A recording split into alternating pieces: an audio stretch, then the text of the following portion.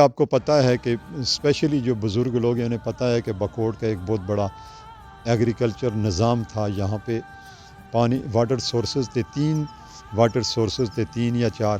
یہاں پہ چاول کاشت ہوتے تھے، یہاں پہ گندم کاشت ہوتی تھی، یہاں مکئی کاشت ہوتی تھی، سبزیاں لوگ اپنی لگاتے تھے. لیکن بدقسمتی سے ہم اس چیز سے بالکل ہٹ گئے ہیں، اور ہماری کوشش ہوگی، ہم سب کی کوشش ہوگی. میں چاہتا ہوں، میں نے درمیان میں ہم نے اپنے میرے ایک بھائی میں نام نہیں لینا چاہتا، ان کی کوشش سے ہم نے ایک واٹر مینجمنٹ سے ہم نے پائپ بھی 4 انچ کا یہاں پہ لائے تھے. بدقسمتی سے 3-4 سال وہ چلا ہے، وہ پانی بہتا رہا ہے، لیکن ہم نے آگے اس کو ڈیولپ ایگریکیشن کو ڈیولپ کرنے کی کوئی کوشش نہیں کی ہے. تو انشاءاللہ ہم مل کے، میں چاہتا ہوں کہ ایگریکلچر ڈیولپ ہو دوبارہ، لوگ اپنے وہ فصل جو پہلے تھا وہ خود دوبارہ حاصل کریں. واٹر سورس کوشش کریں گے کہ ہم بحال ہو، تاکہ لوگ کم از کم اپنی سبزیاں، ٹماٹر، یہ جو گھر کی ضروریات ہیں، روزانہ کی ضروریات ہیں، وہ اپنی زمین سے حاصل کر سکیں. اچھا، آپ سب بخوبی جانتے ہیں کہ بکوٹ ایک ایجوکیشن کے حوالے سے تاریخی گاؤں تھا. 1957 میں یہاں پہ اس وقت کے MLA، اللہ انہیں جنت الفردوس میں اعلیٰ مقام عطا فرمائے، پیر حقیق اللہ صاحب، انہوں نے یہاں پہ 1957 میں ہائی اسکول کا اجرا کیا تھا.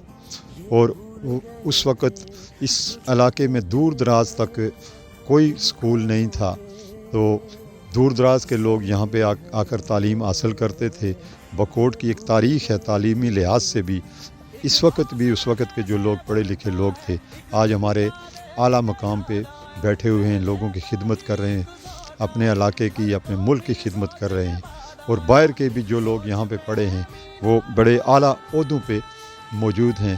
لیکن بدقسمتی سے اس کے بعد ہم ایجوکیشن پہ اتنا فوکس نہیں رکھ سکے، اتنا کام نہیں کر سکتے. اس کے بعد 1975 میں یہاں پہ ایک عنایت اللہ خان گنڈاپور جو وزیر اعلیٰ تھے اس وقت کے، ان کے ساتھ مرحوم اقبال خان جدون وزیر خزانہ تھے، یہاں پہ تشریف لائے تھے.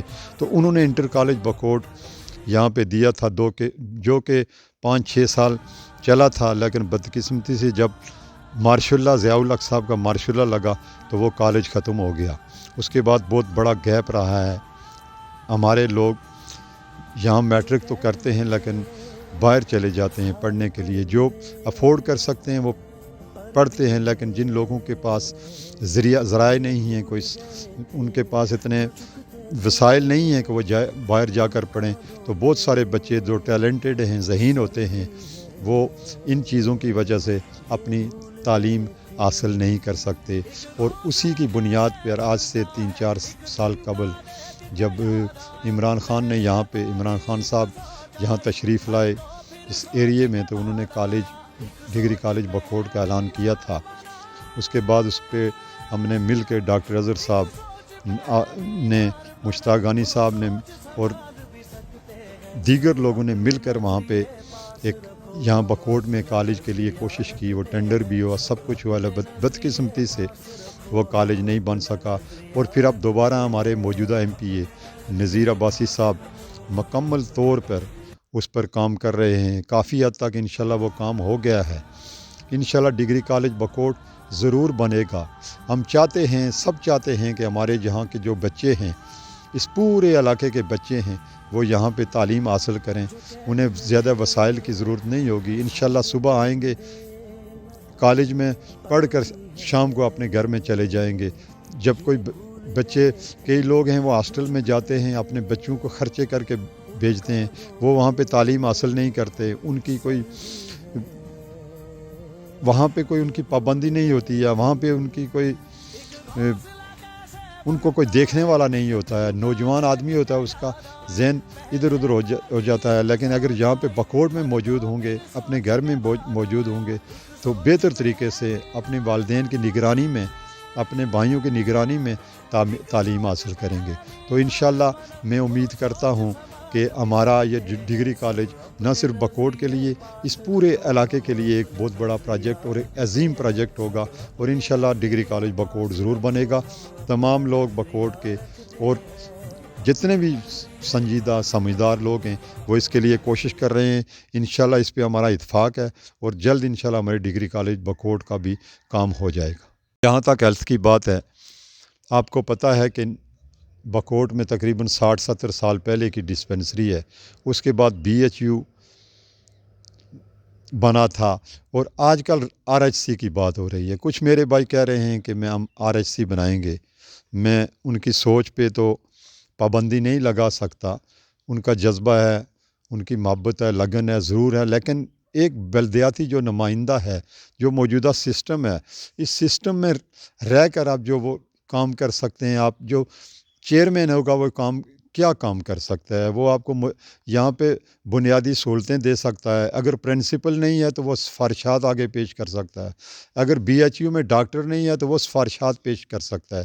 کہیں چھوٹی موٹی کوئی چیزیں ہیں وہ کر سکتا ہے. لیکن میں حیران ہوں کہ ایک بلدیاتی نمائندہ کس طرح RHC بنا سکتا ہے.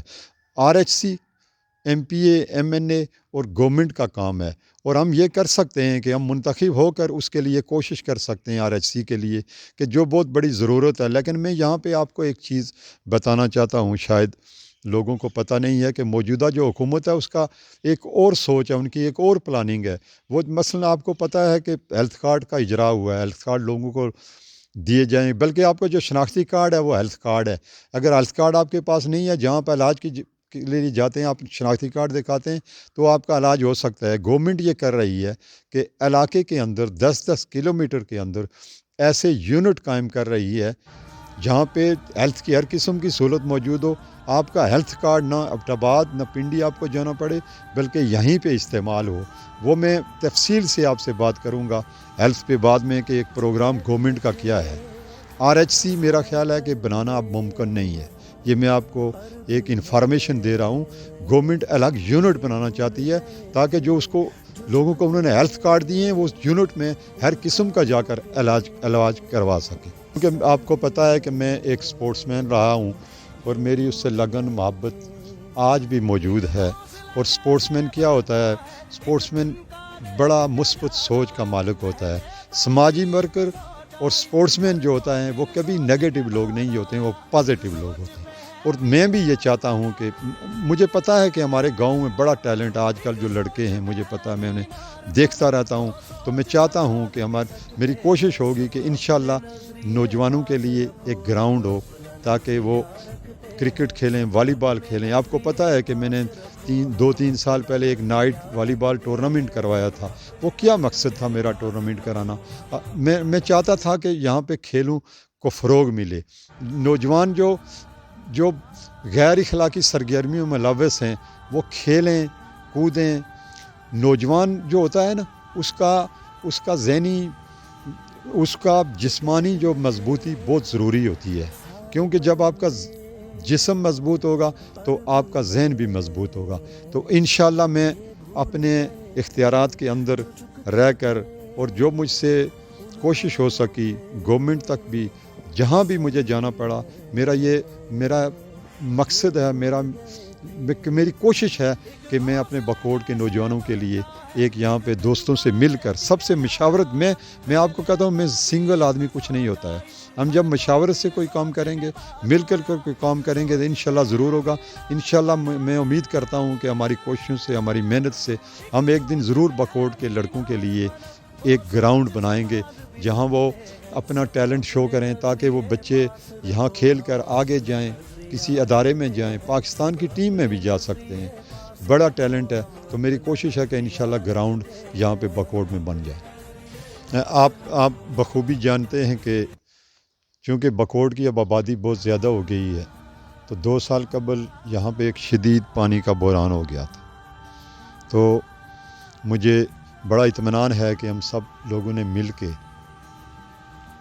وہ مسئلہ حل کر دیا ہے. اب 2 سال پہلے جو شدید قلت تھی پانی کی، وہ ہم سب لوگوں نے مل کر اب بکوٹ میں انشاءاللہ ہر گھر پہ وافر مقدار میں پانی جا رہا ہے. اس کے علاوہ ہمارے جو واٹر ریسورسز ہیں، آپ کو پتہ ہے کہ ہمارے پاس جو یہ نالا ہے پانی کا، یہ بہت بڑا ذخیرہ ہے ہمارے لیے. اور GDA سے مل کر ہم کوشش کر رہے ہیں کہ جو پانی ہے وہ واٹر سورس ہمارا ہے اس کو ہم بہتر طریقے سے استعمال کریں. اور ٹورزم کے لیے جی ڈی اے کے ڈائریکٹر صاحب سے بھی پچھلے دنوں ہماری بات ہوئی تھی. ہم چاہتے ہیں کہ اس علاقے میں ٹورزم ڈیولپ ہو, یہاں پہ لوگ آئیں, کاروبار ہو, لوگ اپنا چھوٹا موٹا کاروبار کریں اور معاشی حالات ٹھیک ہوں.